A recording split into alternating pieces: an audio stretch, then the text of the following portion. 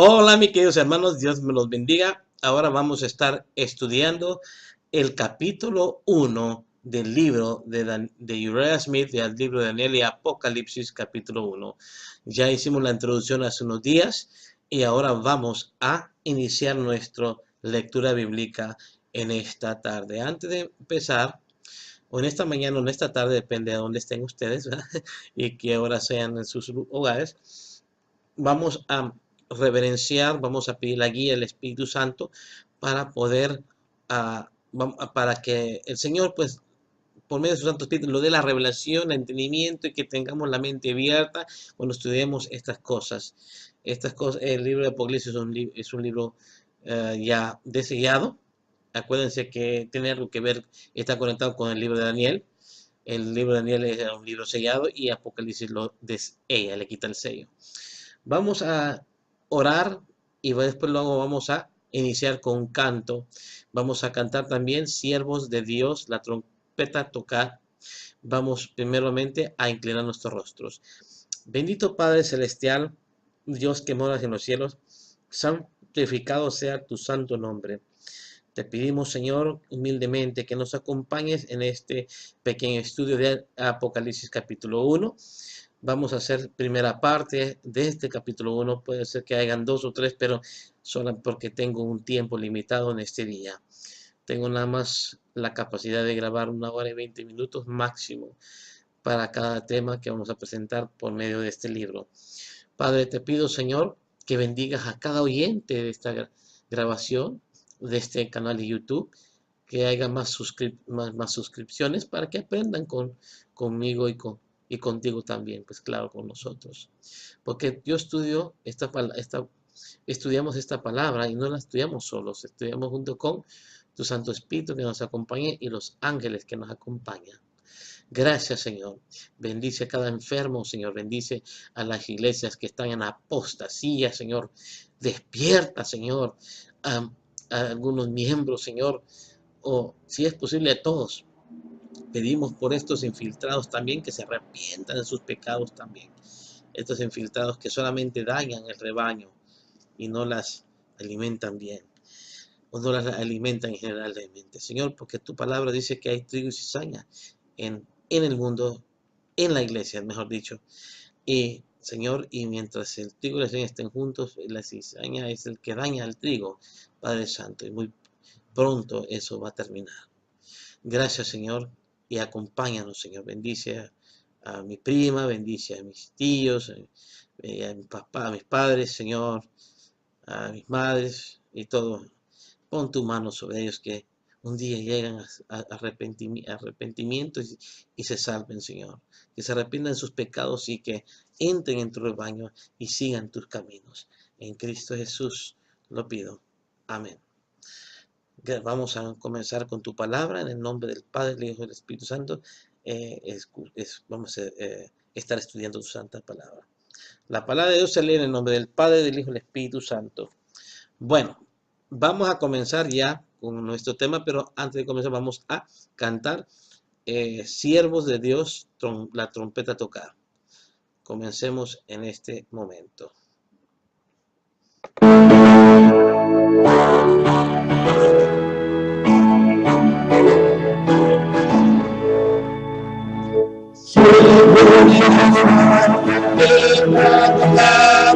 Cristo muy pronto vendrá. Las pruebas de mar, Cristo muy pronto vendrá. Pronto vendrá,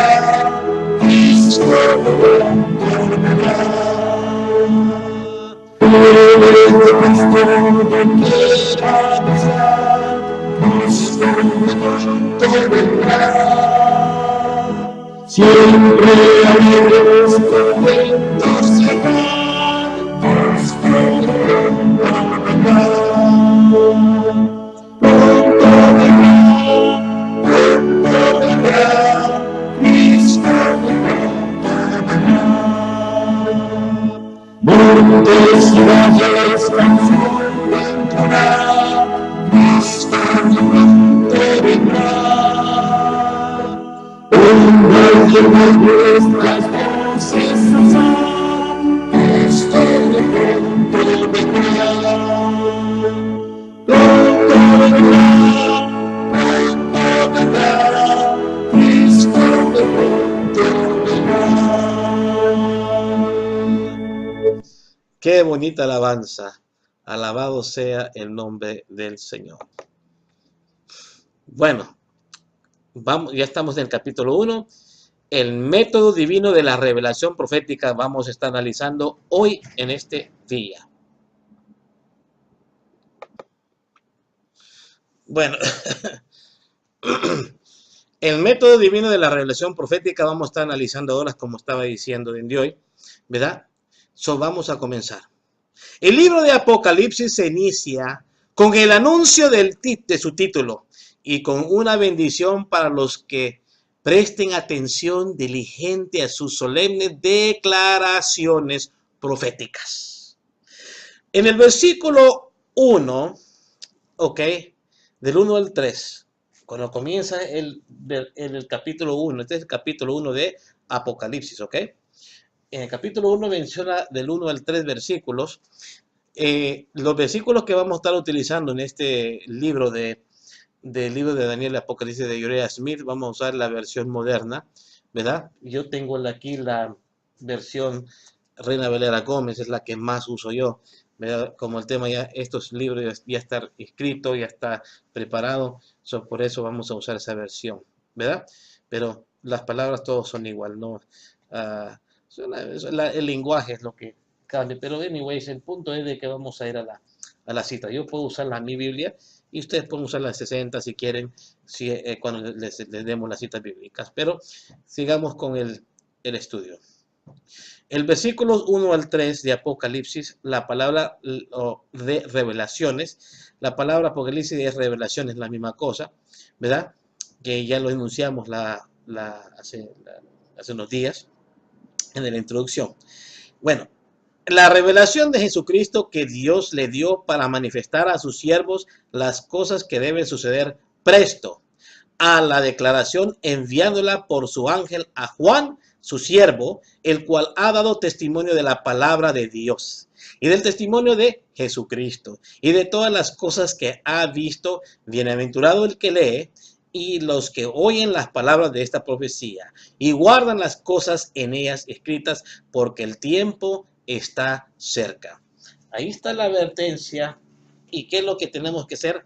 Dar atención, ¿verdad? Escuchar y aprender de este libro y practicar el libro de lo que estamos estudiando. Porque ahí dice el versículo, vamos a repetir, aquí está mi Biblia, del 1 al 3. Miren, la revelación de Jesucristo que Dios le dio para manifestar a sus siervos las cosas que deben acontecer pronto, y la declaró enviándola por su ángel a Juan su siervo, el cual, ¿quién fue a quién envió a su siervo Juan? Un ángel, dice aquí. Pero ¿quién es este ángel? La palabra ángel quiere decir mensajero. Pero sigamos leyendo. Y es su siervo, a Juan su siervo, ok.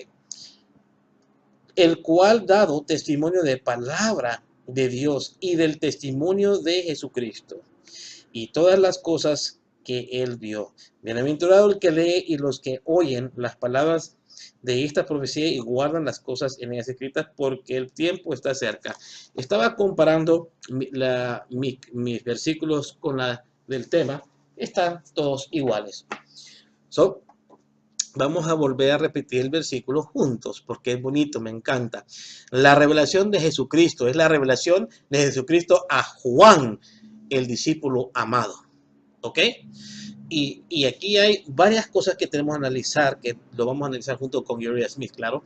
La revelación de Jesucristo que Dios le dio para manifestar a sus siervos. O sea, la palabra, el libro de Apocalipsis, que es parte de las profecías que se han cumplido en el pasado y luego que se están cumpliendo hoy en día, es para nuestro tiempo también.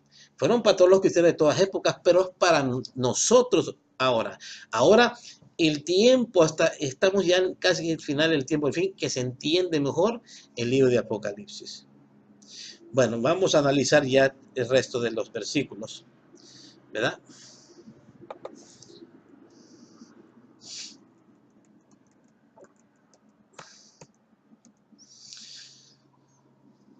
Me encanta leer esto.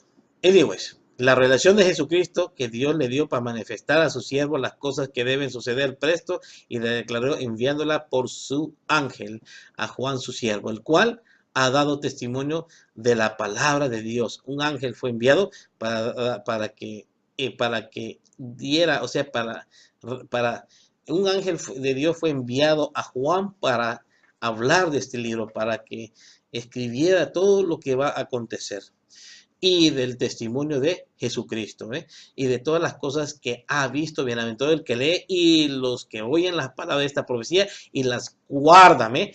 Las que oyen las palabras y de las que oyen las palabras de esta profecía y guardan. La palabra guardar es contemplar, practicar, ¿verdad? Las cosas en ellas escritas, porque el tiempo se acerca. Claro, guardan las cosas de las profecías, o sea, que tenemos que creerlas, y si hay algunas instrucciones que tenemos que hacer en este libro para prepararnos para el encuentro, para encontrarnos con Jesús, tenemos que hacer preparaciones también. Eso es también guardar, ¿verdad? Contemplar, creer, actuar, ¿verdad? Conforme a lo que estamos recibiendo a luz. Bueno, es lo que entiendo yo del versículo. El título en algunas versiones ha conservado como el título del libro el nombre de la revelación.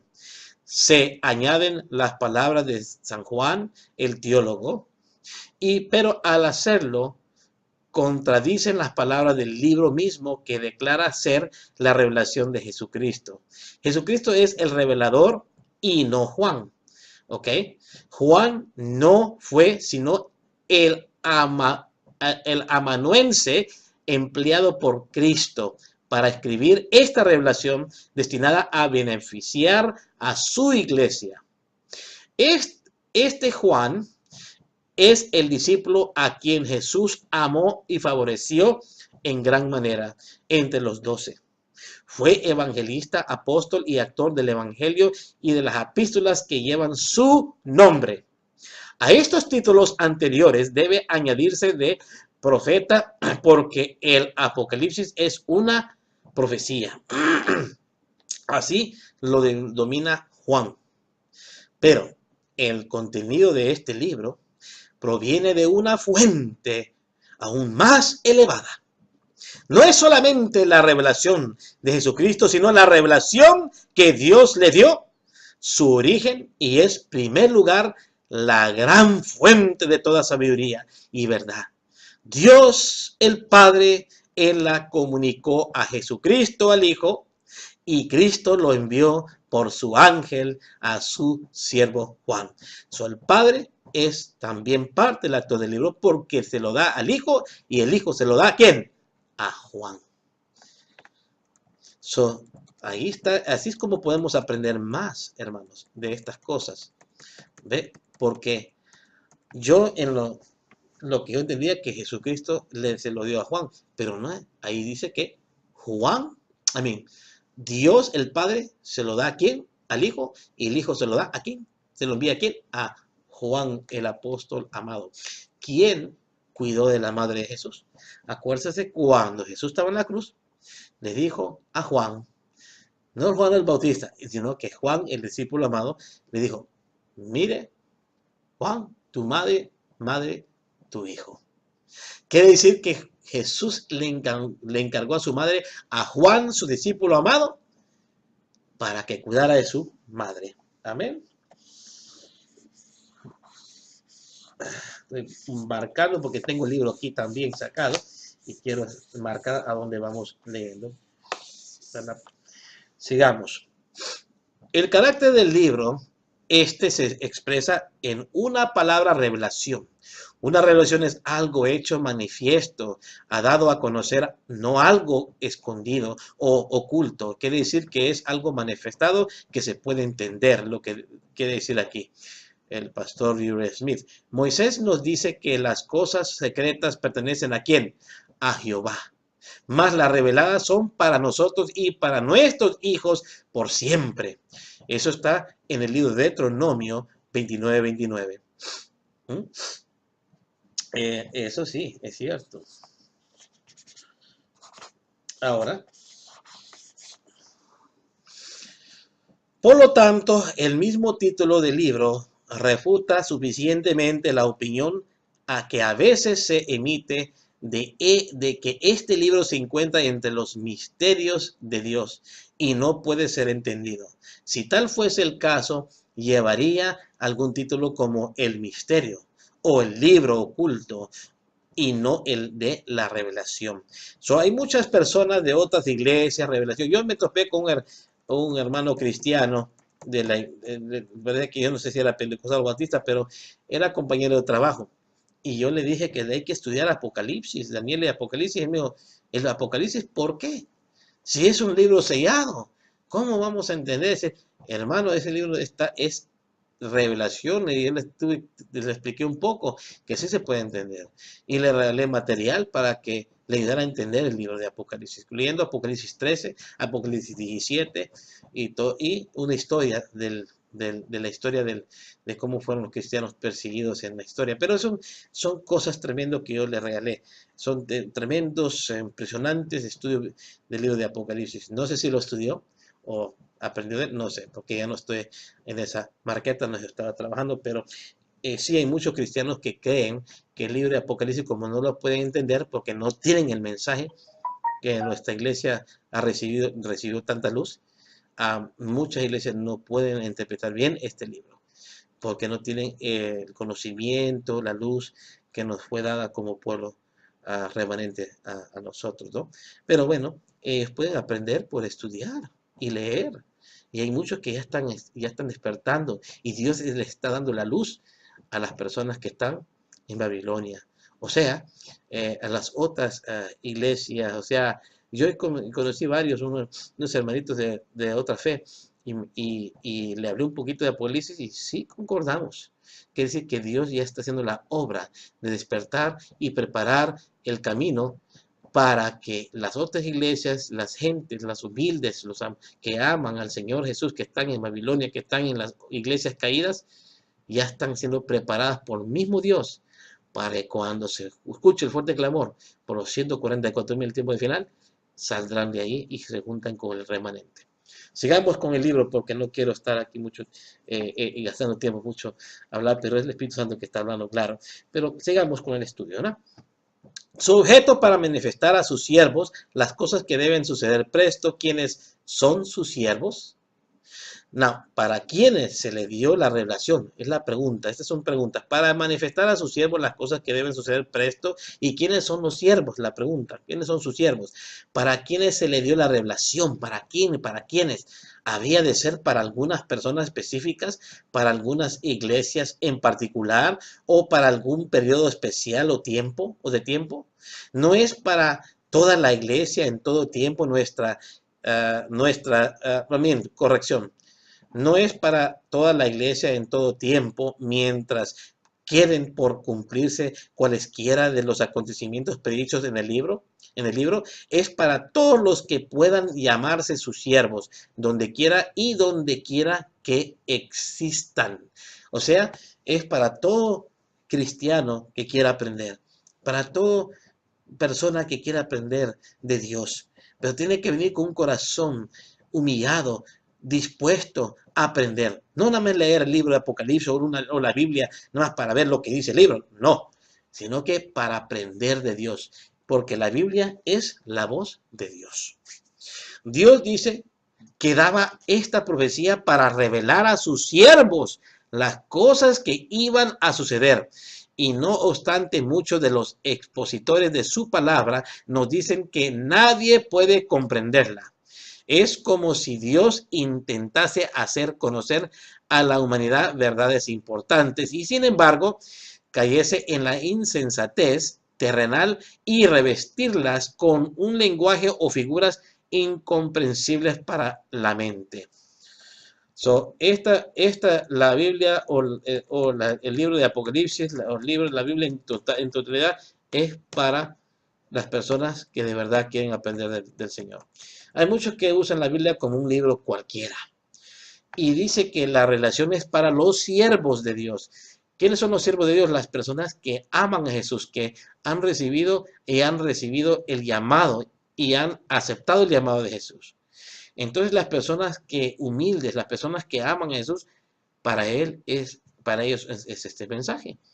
Y para todos los que quieran, pero el impío, en que lo lea, sin el amor de Cristo, sin el Espíritu Santo, no la va a poder entender.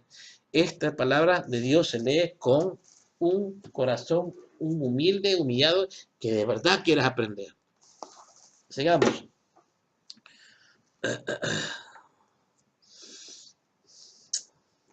Quiero ver dónde estoy.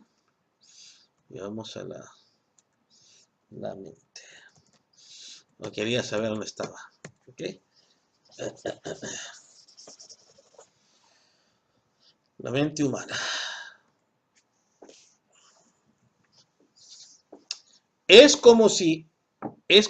Sigamos leyendo, es como si impusiera a una persona la contemplación del objeto lejano y luego levantará una barrera impenetrable entre esa persona y el objeto, o como si diera a sus siervos una para guiarlos a través de la lobreguez de la noche, y arrojará luego sobre esa luz un paño tan espeso que no deja pasar un solo rayo de su esplendor.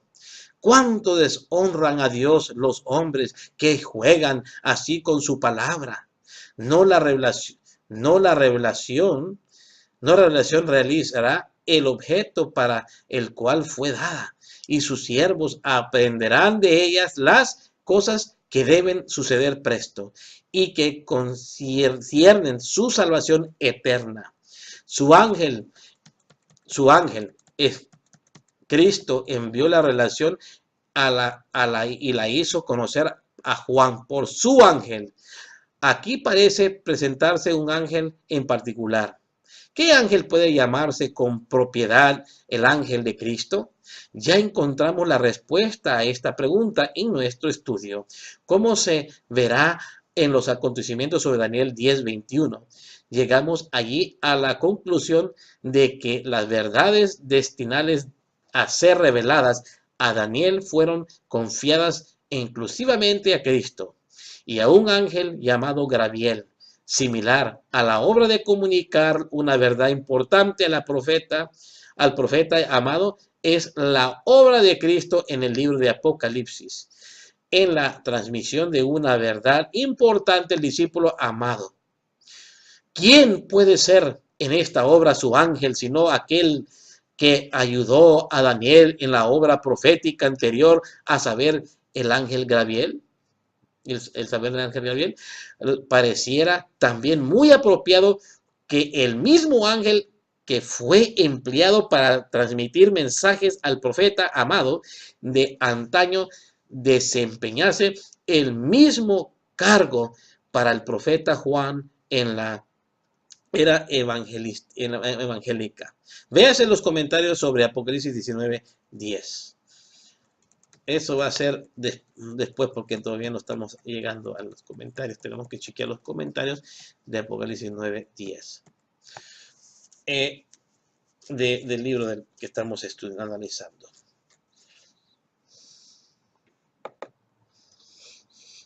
Una bendición para el lector. ¿Ok? Bienaventurado el que lee y los que oyen las palabras de esta profecía. ¿Se pronuncia alguna bendición tan directa y categórica sobre la lectura y la observancia de cualquier otra parte de la palabra de Dios? ¿Cuánto nos estimula esta a estudiarla? ¿Diremos que no se puede comprender? ¿Sería lógico ofrecer una bendición por estudiar un libro cuyo estudio no nos beneficiara o beneficiaría? Dios ha pronunciado su bendición sobre el lector de esta profecía. Ha sellado con su aprobación el ferviente estudio de sus páginas maravillosas. Con este estímulo de fuente divina, el Hijo de Dios no puede ser inquietado por mil tácticas de los hombres. Aquí hay palabras que me cuestan pronunciar, por favor me puedan disculpar. Por eso está aquí todo para que ustedes lo puedan ver. Y lo que yo estoy leyendo, ustedes lo pueden seguir. Y si pueden pronunciarlas mejor que yo, pues gloria a Dios. Ustedes ya saben a lo que estamos leyendo aquí, lo que quiere decir en nuestro estudio. Todo cumplimiento de la profecía impone deberes. Hay en el Apocalipsis cosas que deben ser observadas y cumplidas. Deben ejecutarse deberes como resultado de la comprensión del cumplimiento de la profecía. Un caso notable de esta clase puede verse en Apocalipsis 14:12, donde dice: aquí están los que guardan los mandamientos de Dios y la fe de Jesús. Ahí está la cita, ustedes pueden verla y pueden tomar nota para que ustedes repasen esa cita también. Cada cita bíblica que miremos en un tema, tenemos que tacharla y luego también leerla por nosotros mismos, ¿ok? Es muy importante eso. Ok. El tiempo está cerca, describe Juan. Al decir esto nos da otro motivo para estudiar su libro. Este se vuelve cada vez más importante a medida que nos acercamos a la hora de consumación, a la gran consumación. Con reverencia a este punto ofrecemos los pensamientos impresionantes de otro escritor. Con el transcurso del tiempo aumenta la importancia que tiene el estudio de Apocalipsis. Hay ahí cosas que deben suceder presto. Ya cuando Juan registró las palabras de Dios, el testimonio de Jesucristo y todas las cosas que vio, se acercaba a largo periodo durante el cual se habían de realizar estas escenas sucesivas. La primera de toda la serie conectada estaba a punto de cumplirse. Si su proximidad constituida entonces un motivo para prestar oído al contenido del libro, cuán más ahora todo siglo que pasa, todo año que transcurre, intensifica la urgencia con que debemos prestar atención en esta parte final de la Sagrada Escritura, va a decir, yo creo. Amén. Escritura. Y no realiza caso más el carácter razonable de esta exigencia, la intensidad que nuestros contemporáneos se dedican a las cosas temporales. Por cierto, que nunca ha habido una época que se necesitaría más ahora alguna fuerza poderosa para contrarrestar esta intensidad. La revelación de Jesucristo debidamente estudiada nos proporciona una influencia correcta, apropiada. Ojalá que todos los cristianos recibiesen en la mayor medida la bendición destinada al que lee, los que oyen las palabras de esta profecía y guardan las cosas en ellas escritas, porque el tiempo está cerca.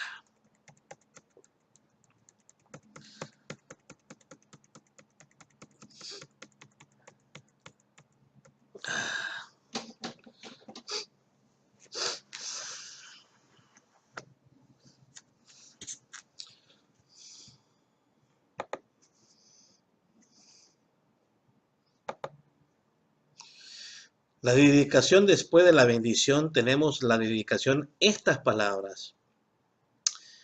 Versículos 4 al 6, vamos a analizar. Juan a las 7 iglesias están en Asia, gracia con vosotros y paz.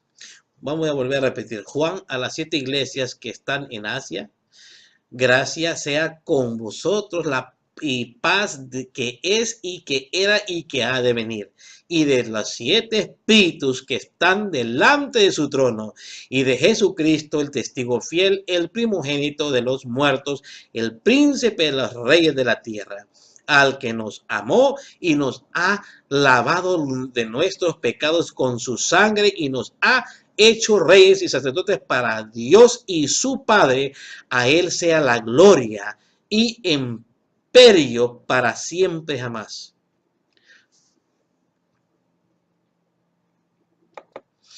En mi Biblia, esta es otra versión, me imagino que tiene la palabra imperio, por eso tuve que doble chequear mi Biblia. Vamos a leer del 4 al 6 con mi propia Biblia. Juan a las 7 iglesias, es un saludo, ¿ok? Juan a las 7 iglesias que están en Asia, gracias sea a vosotros y paz de que es y que era y que ha de venir. Habla de Jesús y de los 7 espíritus que están delante de su trono y de Jesucristo, el testigo fiel, el primogénito de los muertos y príncipe de los reyes de la tierra, al que nos amó y nos lavó de nuestros pecados con su propia sangre. Se refiere al Hijo de Dios que murió y resucitó.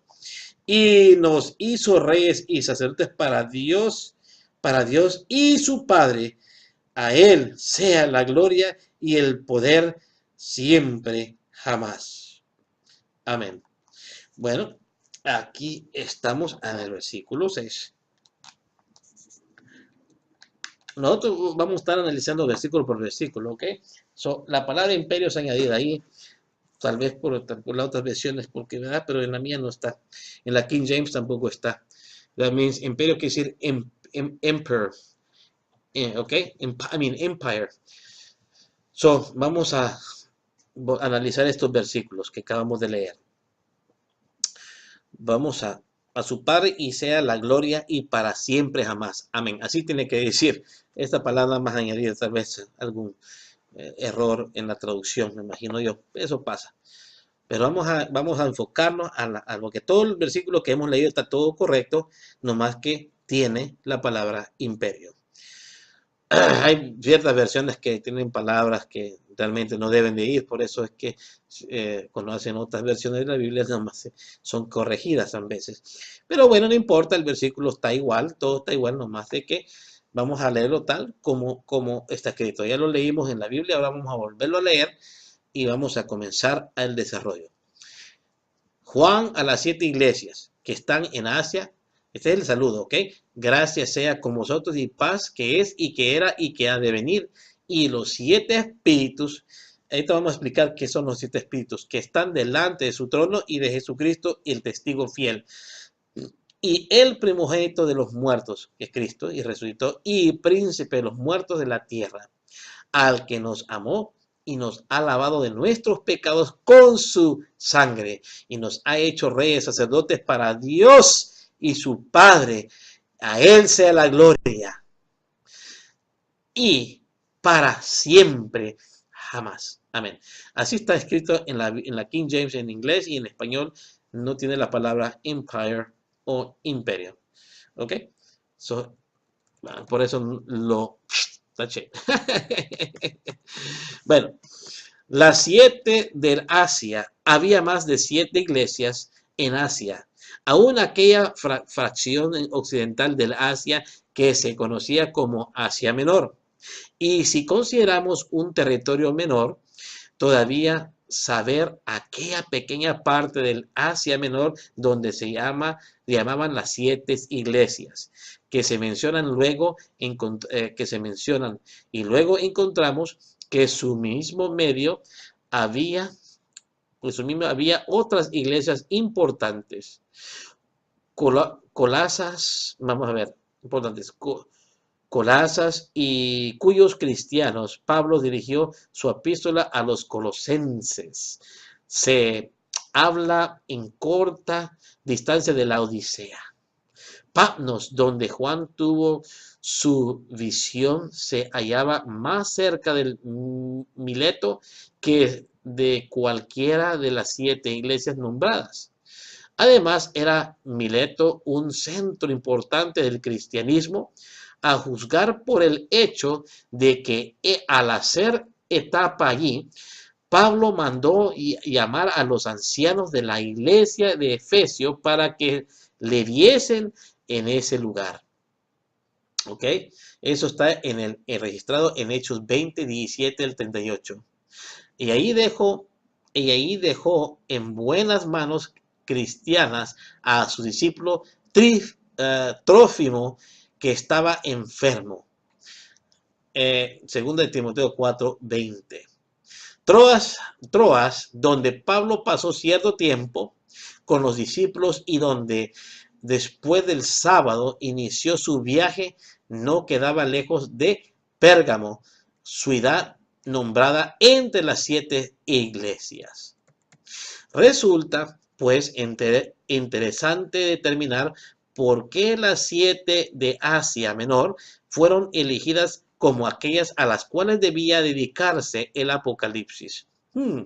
En caso, el saludo en Apocalipsis 1 se dirige a las 7 iglesias solamente para las iglesias literales nombradas. Es la pregunta que nos hace aquí. Y sucede lo mismo con las amonestaciones que se les dirigen a Apocalipsis 2 y 3. Es una pregunta. Se describen únicamente condiciones que existían allí o las que se les iban a presentar más tarde. No podemos llegar a esta conclusión por buenas y sólidas razones. Todo el libro de Apocalipsis se dedica a las 7 iglesias. Véase Apocalipsis 1, 3, Apocalipsis 11, 19, 22, 18 y 19. El libro no se les indicaba más a sus miembros que a cualquiera otros cristianos de Asia Menor, como por ejemplo los que moraban en el Ponto y en Galacia, Capadocia y Bitinia, a quienes se dirigió. Pedro en su epístola, primera de Pedro 1:1, a los cristianos de Colosas, Troas y Mileto, situados en el mismo medio de las iglesias nombradas.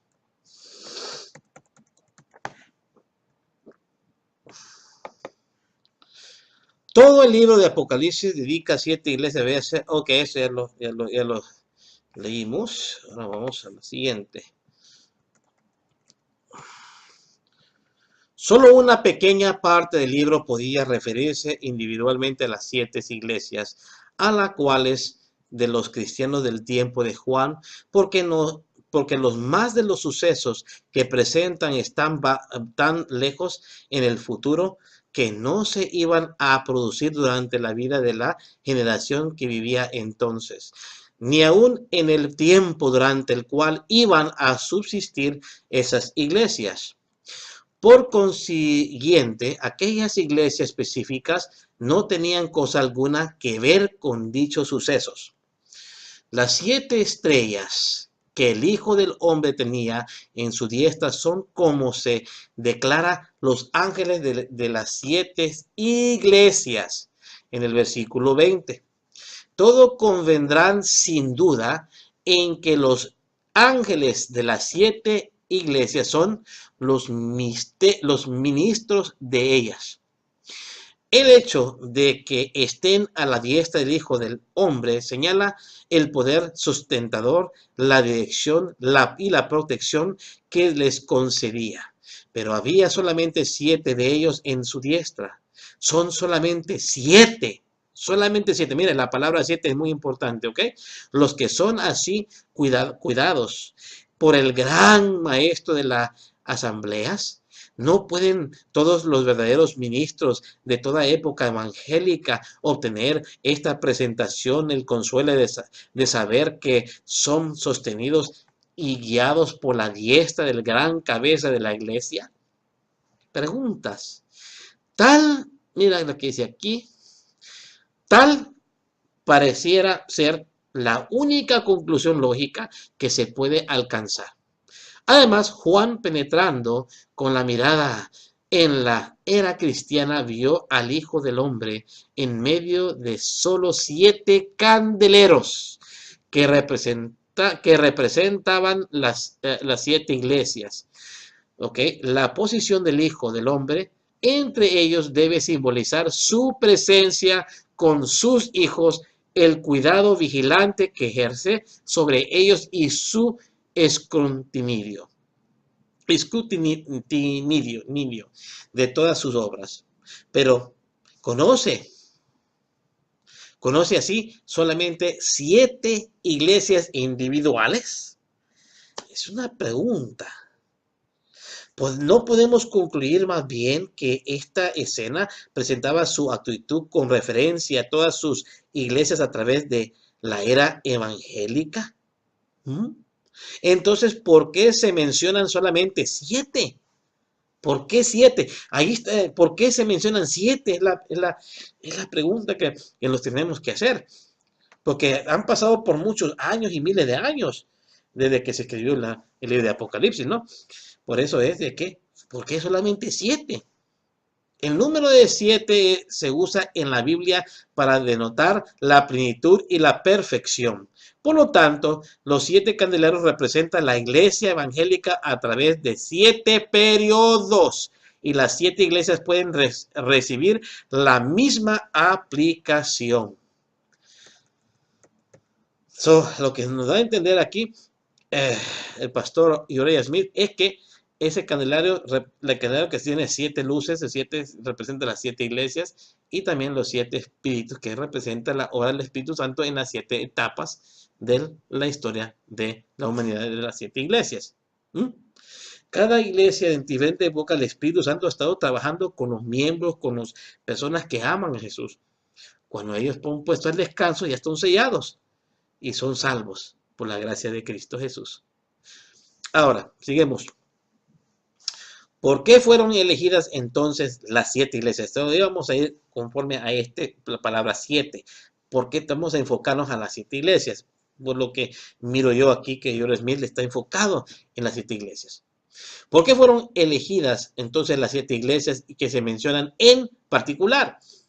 Indudablemente por el hecho de que en sus nombres, de acuerdo con las definiciones que les correspondían, se presentaban las características religiosas de aquellos periodos de la era evangélica, que ellas habían de representar respectivamente. Ahora, por lo tanto, se comprende fácilmente que las 7 iglesias no representan simplemente las 7 iglesias literales de Asia que llevaban los nombres mencionados, sino 7 periodos de la iglesia cristiana, desde los días de los apóstoles hasta el fin del tiempo de gracia. Véase los comentarios sobre Apocalipsis 2:1, que no hay tiempo de hacer ahorita, eso lo podemos hacer otro día. Bueno, si los que tienen este libro pueden hacerlo. La fuente de la bendición. ¿De qué es y qué era? Cuando dice comentarios, que busquen en el comentario bíblico adventista, a eso que se refiere, que no hay tiempo de hacerlo. Sigamos, nosotros seguimos con el estudio. La fuente de la bendición. ¿De qué es la fuente de la bendición? ¿De qué es y qué era y qué ha de venir? O ha de ser, es una expresión que este caso se refiere a Dios el Padre, puesto que el Espíritu Santo y Cristo son mencionados por separado, con el contexto inmediato. Eso es lo que estamos analizando, la fuente de la bendición, y analizamos ahora los 7 espíritus. Aquí está. Los 7 espíritus. Esta expresión no se refiere probablemente a los ángeles, sino al Espíritu de Dios. Es una de las fuentes de gracia y paz para la iglesia. Acerca del tema interesante de los 7 espíritus, Thomas observa esto: el Espíritu Santo dominado los 7 espíritus, porque 7 es un número sagrado y perfecto, pues esta dominación no se le da para denotar pluralidad interior, sino la plenitud y perfección de sus dones y operaciones. Dominado, quería, no dominación, dije dominación. No, sí, dominación. Ok. Y operaciones. Ahora bien, Alberto Barnes dice, vamos a Alberto Barnes.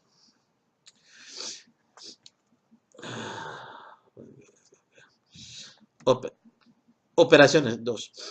Alberto Barnes dice, el número 7 puede haberse dado, por tanto, por lo tanto al Espíritu Santo con referencia a la diversidad o la plenitud de sus operaciones en las almas humanas y a su múltiple intervención en los asuntos del mundo según se desarrolla ulteriormente en este libro.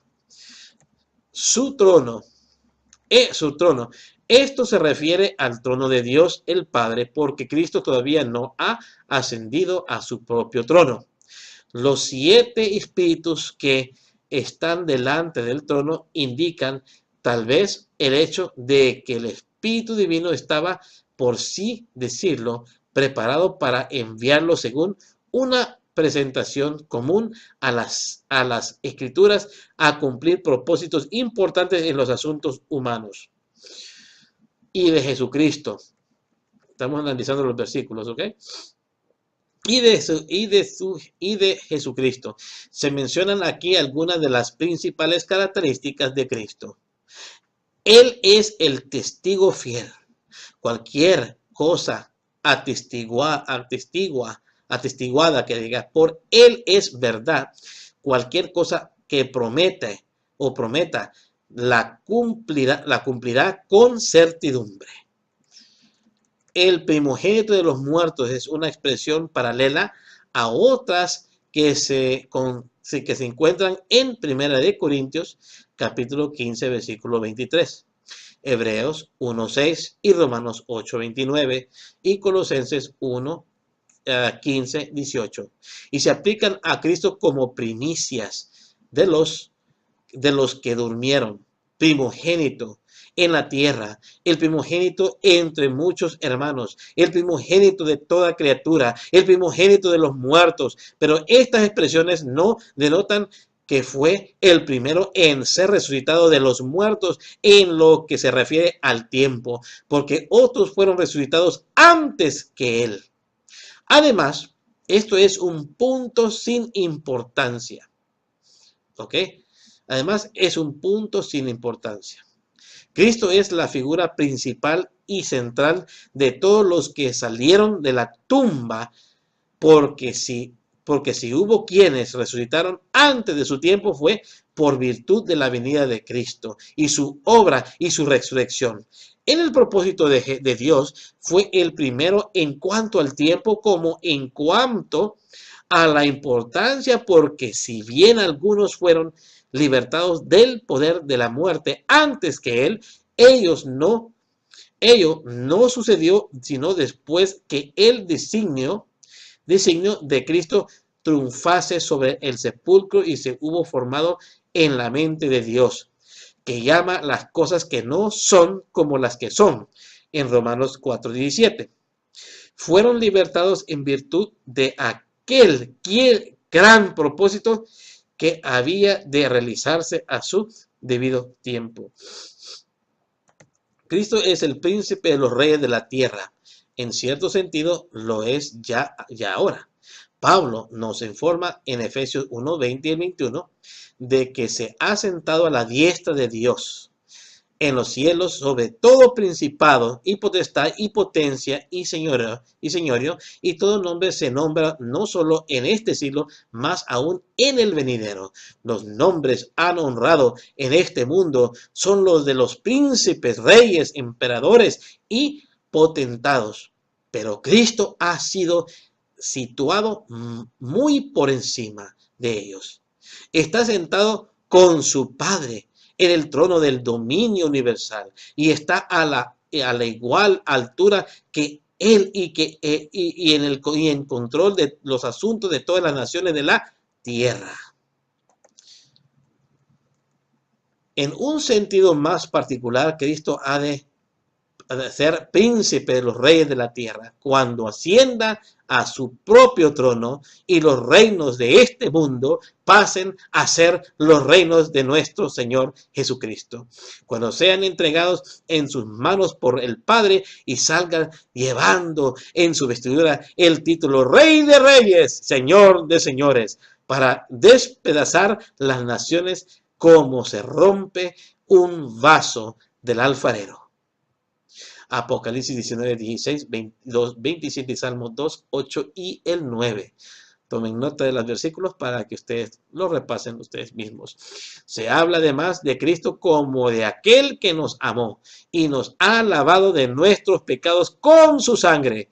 Tal vez creemos que hemos recibido mucho amor de nuestros amigos, parientes terrenales, nuestros padres, hermanos, hermanas y amigos íntimos, pero vemos que ningún amor merece este nombre cuando se compara con el amor de Cristo hacia nosotros.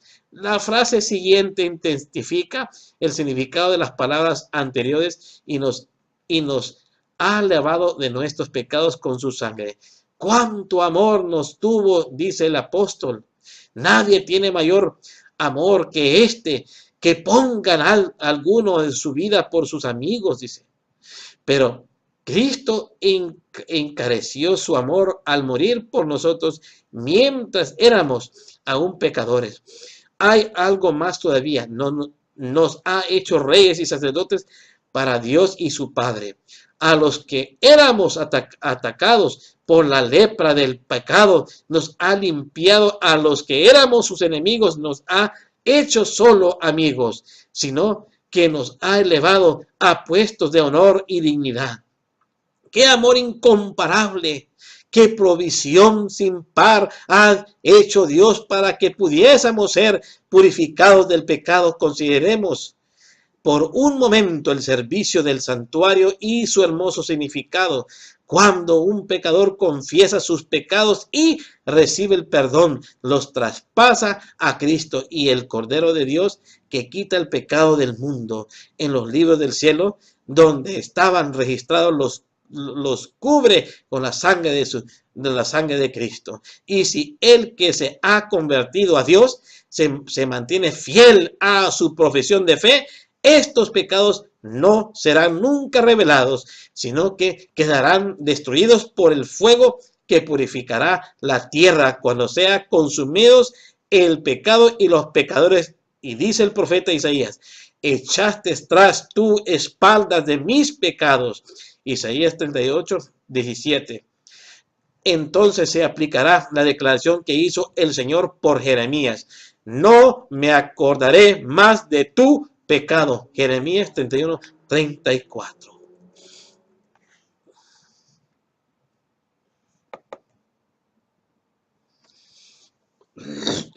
¿No es este que el amado discípulo Juan atribuyó a este ser que tanto había hecho por nosotros la gloria y el dominio para siempre jamás? Ahora analicemos el versículo 7. He aquí que viene con las nubes y todo ojo le verá, y los que le traspasaron, todos los linajes de la tierra se lamentarán sobre él. Así sea. Amén.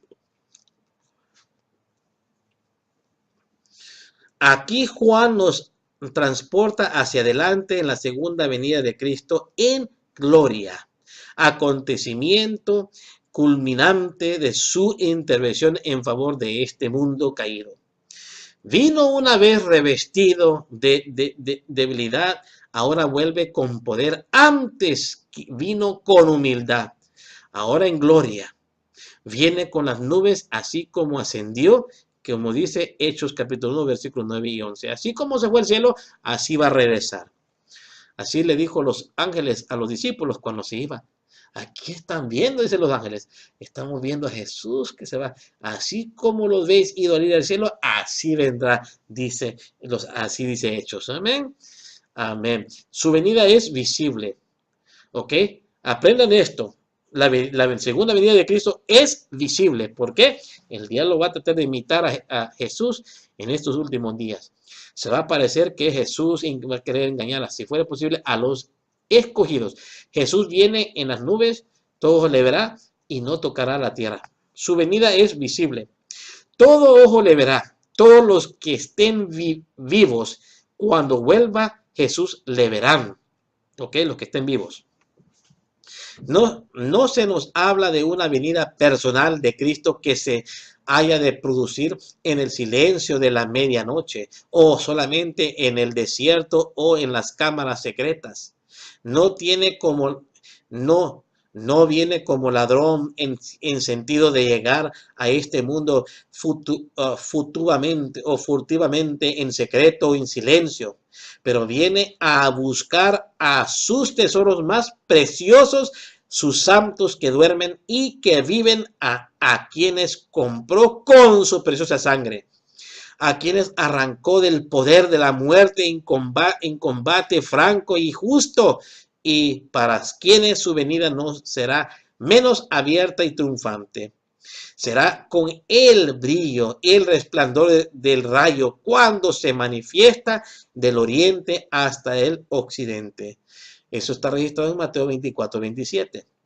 Será con el sonido de una trompeta que penetre hasta las mayores profundidades de la tierra, y con una voz potente que despertará a los santos dormidos en sus lechos polvorientos. Mateo 24:31 y 1 de Tesalonicenses 4:16. Sorprenderá a los impíos como un ladrón, porque ellos cerraron insistidamente los ojos para no ver los indicios de su inminencia, y no quisieron creer las declaraciones de su palabra de que Él se acercaba.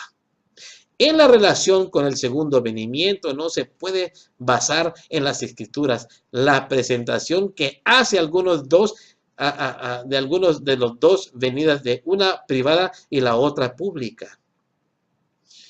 Ahora, y los que le traspasaron, vamos a explicarlo ahorita, además de todo ojo, como se ha mencionado, hay una alusión especial a los que desempeñaron un papel en la tragedia de su muerte. Y ella indica que lo verán volver a la tierra en triunfo y gloria. Pero ¿cómo es esto? Si no viven ahora. No viven ahora, están muertos. ¿Cómo podrán contemplarle cuando venga? ¿Cómo? Habrá una resurrección de los muertos. La respuesta es, habrá una resurrección de los muertos. Esta es la única manera por la cual pueden volver a la vida los que una vez bajaron a la tumba. Pero ¿cómo es que estos impíos resucitarán o resucitan en ese momento? Ya que la resurrección general de los impíos no se produce hasta 1000 años después del segundo venimiento. Apocalipsis 20, de Apocalipsis 21 al 6. Ahora, acerca de esto, Daniel dice: y en aquel tiempo se levantará Miguel, el gran príncipe que está por los hijos de su pueblo, y será tiempo de angustia cual nunca fue después que hubo gente hasta entonces, más en aquel tiempo será libertado tu pueblo. Todos los que se hallen escritos en el libro, y muchos de los que duermen en el polvo de la tierra serán despertados, uno para la vida eterna y otros para vergüenza y confusión perpetua. En Daniel capítulo 12, versículo 1 y 2. Lo que se presenta aquí es una resurrección parcial o especial. En otras palabras, una resurrección de cierto grupo de justos y de impíos. Se produce antes de la resurrección general de cualquier grupo. Se despenarán entonces muchos de los que duermen, pero no todo, es decir, algunos. No todos, es decir, algunos de los justos para la vida eterna, y algunos de los impíos para vergüenza y oprobio eterno. Esta resurrección se produce en relación con el gran tiempo de la angustia sin precedente que habrá antes de la venida del Señor Jesús, de la segunda venida de Cristo. No pueden los que le traspasaron estar entre los que resuciten para vergüenza y oprobio eterno. ¿Qué podría ser más apropiado que ver a los que tomaron parte en la mayor humillación del Señor y otros que acaudillaron en forma especial de la rebelión contra Él? resucitar para contemplar la pavorosa majestad cuando vuelva triunfante con llama de fuego para dar la retribución a aquellos que no conocen a Dios ni obedecen a su evangelio? ¿Mm? La respuesta de la iglesia es: así sea, amén. Aunque esta venida de Cristo, aunque esta venida de Cristo es para los impíos una escena de terror y destrucción, es para los justos una escena de gozo y triunfo. Amén, gloria a Dios. Esta venida, que es como llama de fuego para ejecutar justicia sobre los impíos, traerá su recompensa a todos aquellos que creen. Segunda de Tesalonicenses 1, 6 al 10. Todo aquel que ame a Cristo saludará toda declaración y indicio de su regreso como nueva de gran gozo. Dice el versículo 8 ahora. Ahora analicemos el versículo 8. Qué hermoso. Versículo 8 dice: yo soy el alfa y el omega, el principio y el fin, dice el Señor, el que es y que era y que ha de venir, el Todopoderoso. Aquí habla con otra persona que no es Juan. Al declarar quién es o usa de las mismas caracterizaciones, me cuesta pronunciar esa palabra, alfa y omega, principio, fin, se llama en Apocalipsis 22:13, a donde de acuerdo con los versos 12 y 16 de aquel capítulo, es claramente Cristo el que habla. Concluimos pues que Cristo es el que habla en el versículo 8. Vamos a volver a repetir el versículo 8. Yo soy el alfa y el omega, el principio y el fin, dice el Señor, y que es y que hará y que ha de venir Todopoderoso. Claro que es Cristo el que habla aquí. Eso es decir, que aquí explica el escritor que Cristo es el que habla. Y sí, claro, porque Él es el alfa, el omega, el principio y el fin. También el Padre es eterno. Acuérdense. Pero Cristo es el que habla. Versículo 9.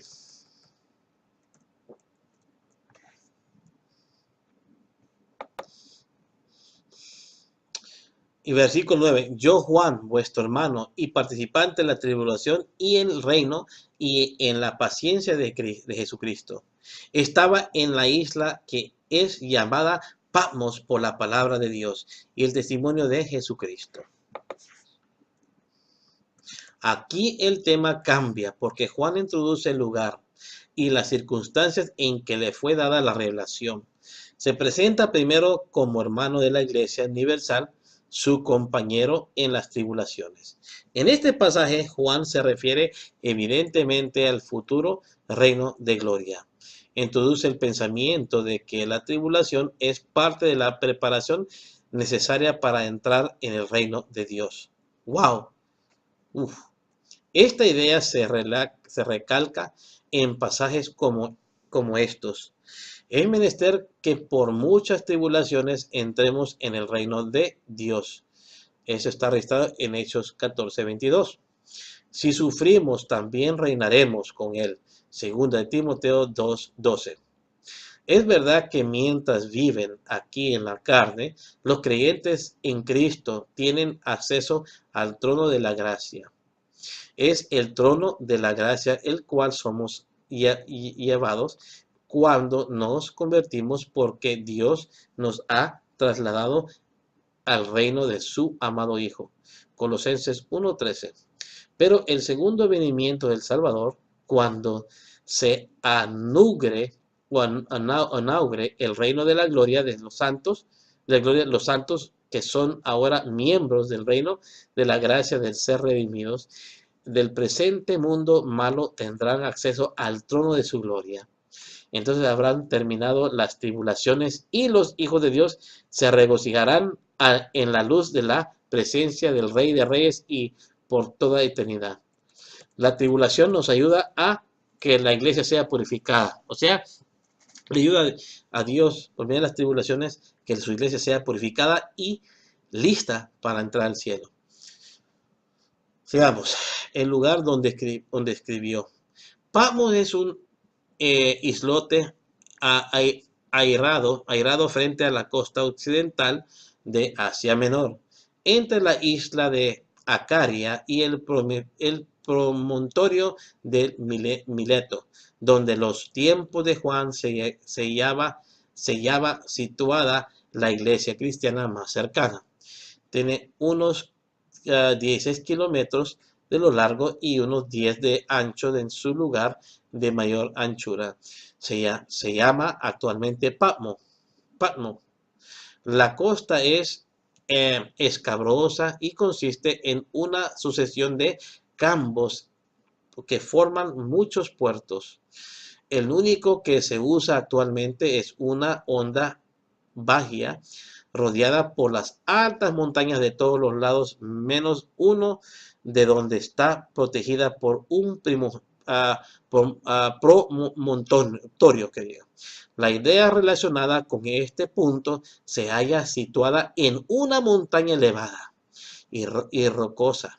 Se levanta al borde inmediato del mar, más o menos a la mitad del camino por la montaña hacia donde está edificada la aldea, y se ve una gruta natural en la roca donde, según la tradición, Juan tuvo su misión y escribió el libro de el Apocalipsis, que diga.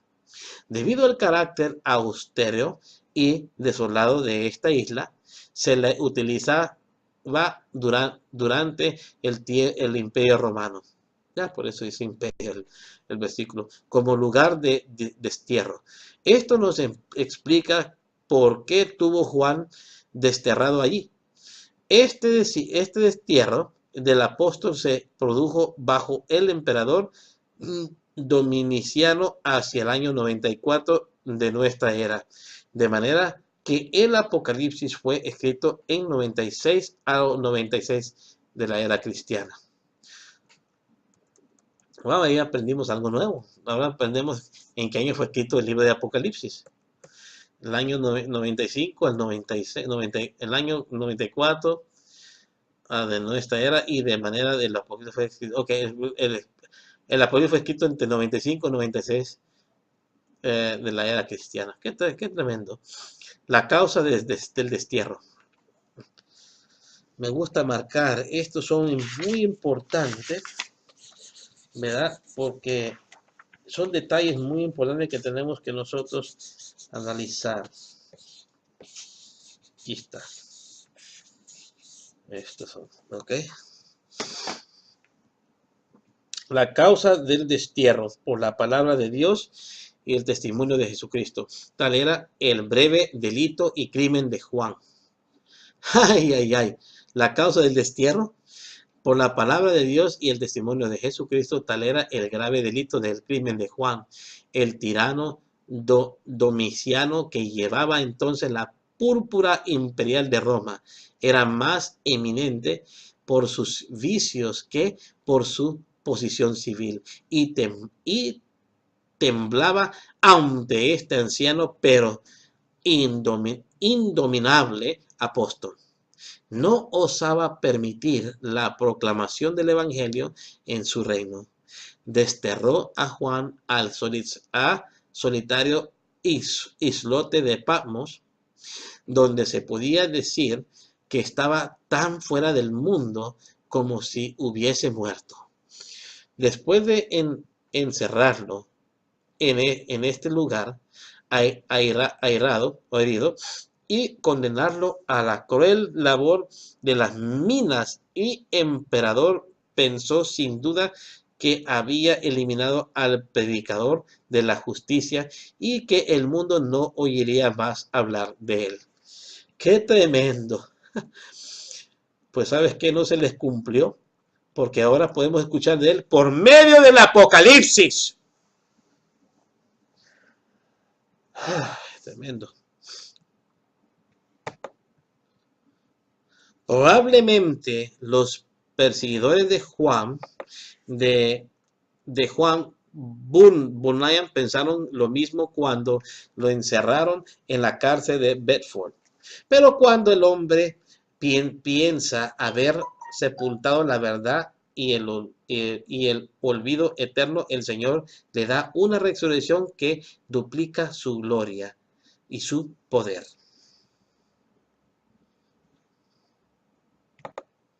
De la sombra y la estrecha celda de Buyan brotó un resplandor de luz espiritual gracias al viaje del peregrino que durante casi 300 años ha fomentado interés del Evangelio. Desde la isla airada de Patmos, donde el dominiciano pensaba que había apagado para siempre por lo menos una antorcha de la verdad, surgió la más magnífica revelación de todo el canon sagrado para derramar su divina luz sobre todo el mundo cristiano hasta el fin del tiempo.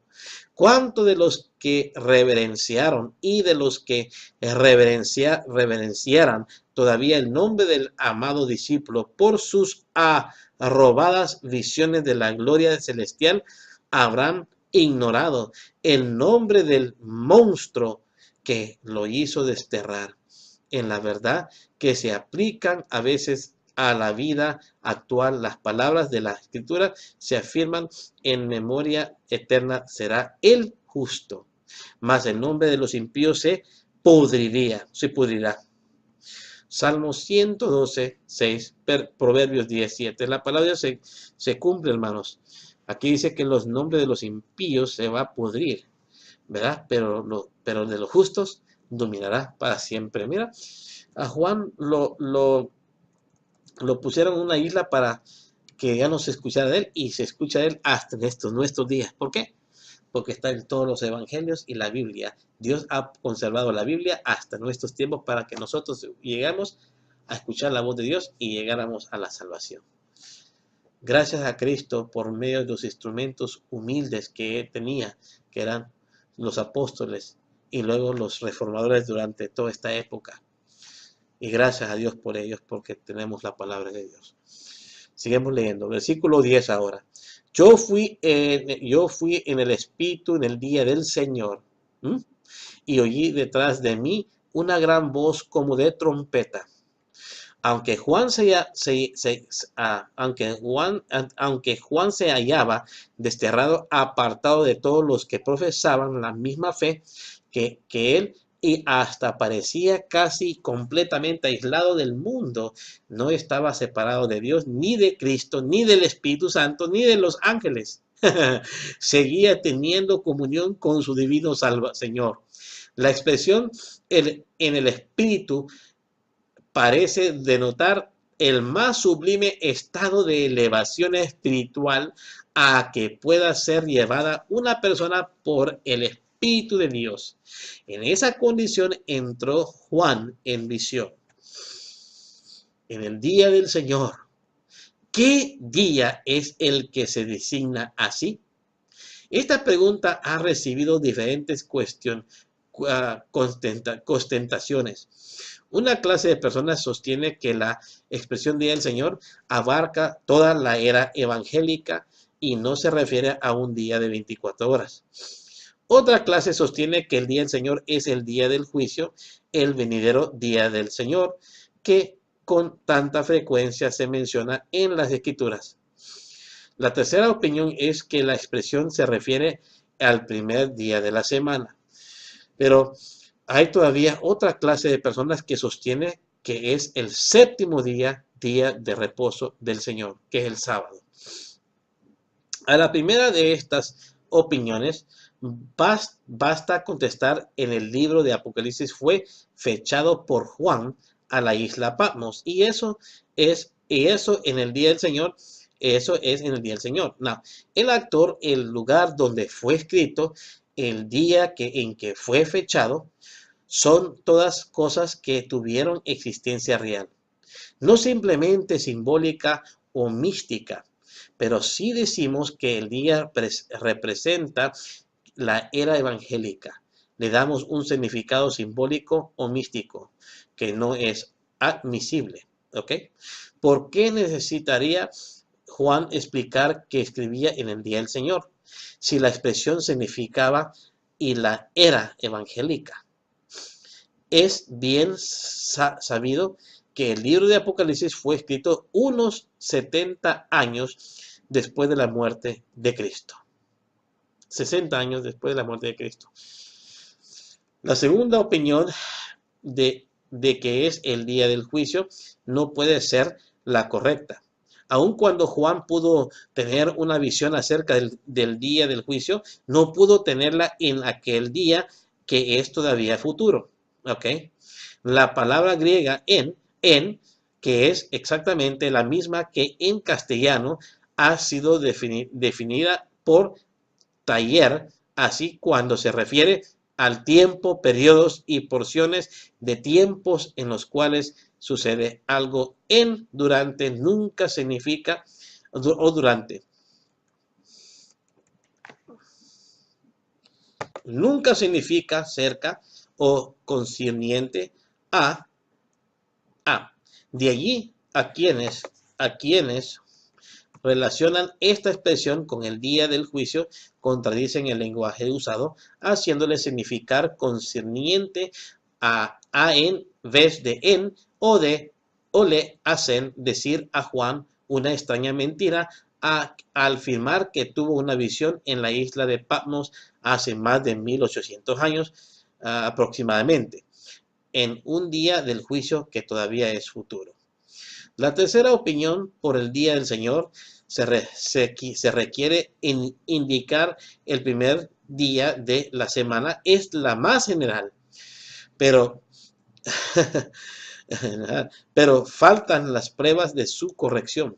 El texto mismo no define el término día del Señor y por lo tanto, si quiere decir primer día de la semana, debemos buscar en otra parte de la Biblia la prueba que ese día de la semana solía llamarse así.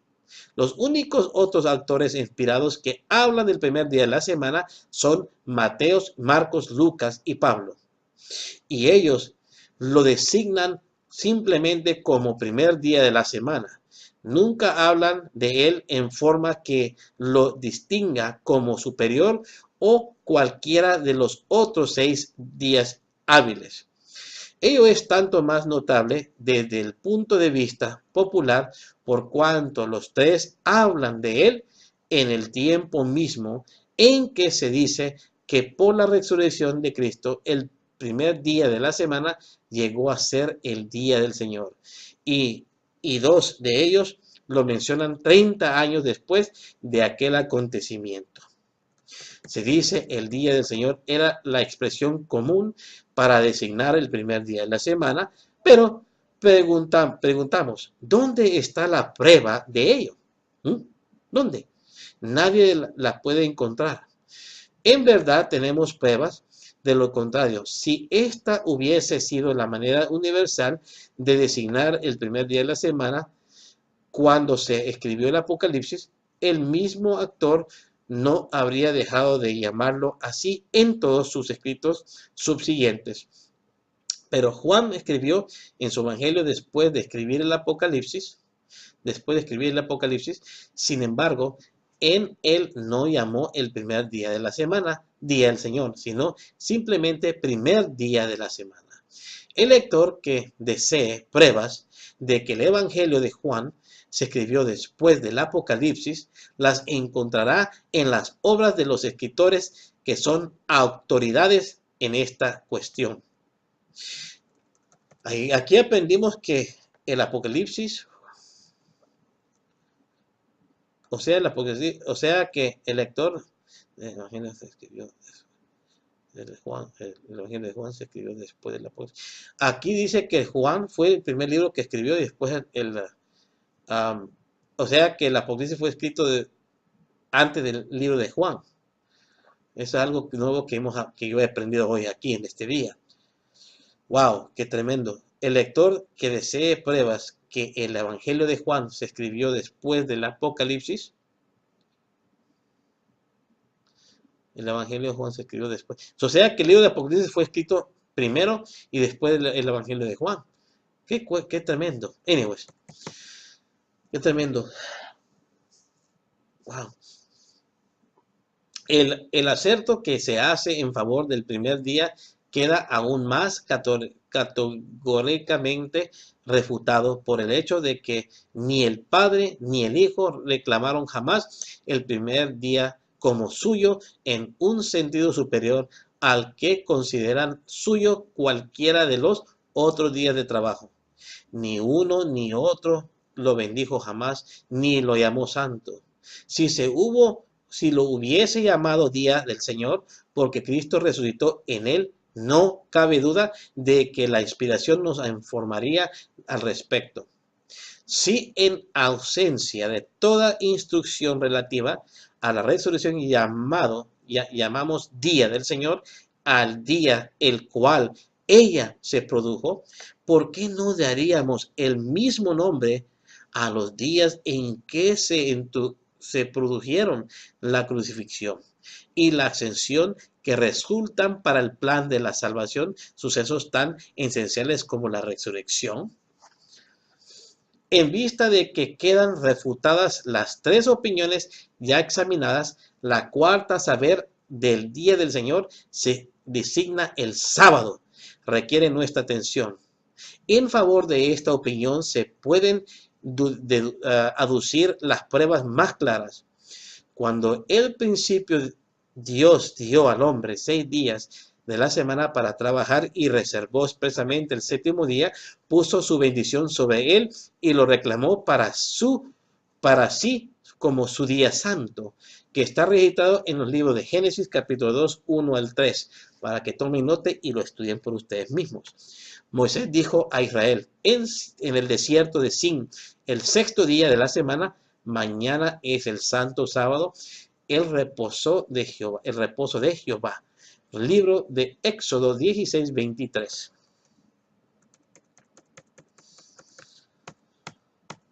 Ay, ay, ay, ay.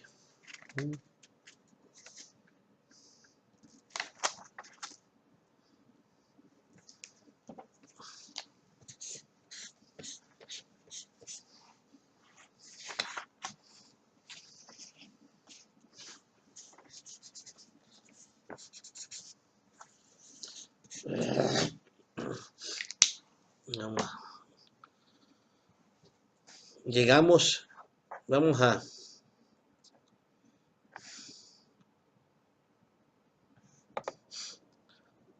Ahora, mis queridos hermanos, ya hemos completado la primera parte de la lectura. Solamente tenía máximo 120 minutos para la lectura que estamos analizando del libro de Daniel y Apocalipsis de Uriah Smith. Ahora vamos a recibir el sábado y está entrando en este día porque la grabación fue hecha el viernes por la tarde y se está ocultando el sol. Vamos a recibir el sábado y luego vamos a despedir esta sesión y pronto vamos a continuar con la segunda parte del capítulo 1 de Apocalipsis, versículo por versículo de el estudio del libro de Daniel y Apocalipsis de Uriah Smith. Vamos a cerrar con este canto y una oración. Cantemos.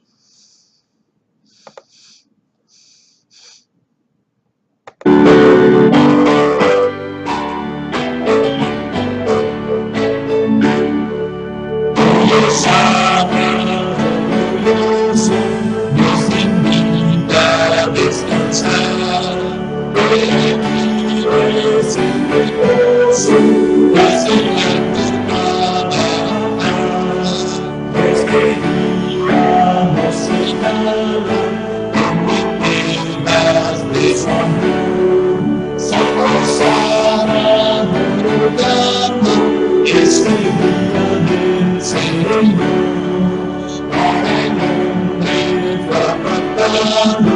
En la misma creación, fue por Cristo transformado, con fuego y bendición.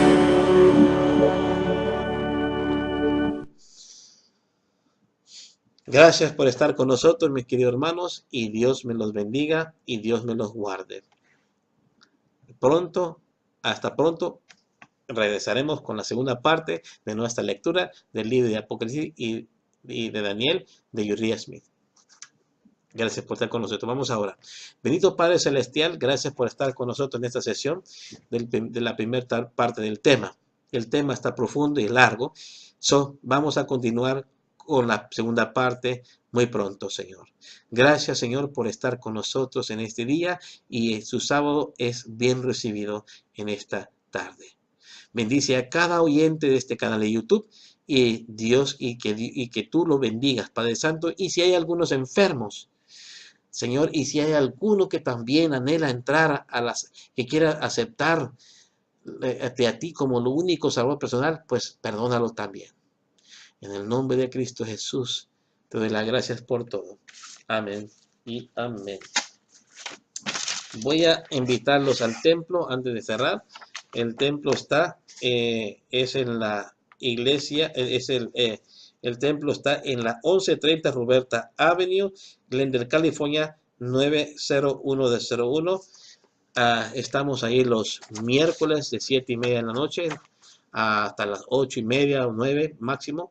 A 7:30 los viernes de la noche, como ahora en la noche a las 7 empieza el culto, 7:30 hasta las 9 de la noche o 8:30 aproximadamente. Los sábados comienza de 9:30 a 1 de la tarde, y luego de 4:30 a 5:30 o 6 máximo la despedida del sábado. Están invitados, y Dios me los bendiga y Dios me los guarde. Bye.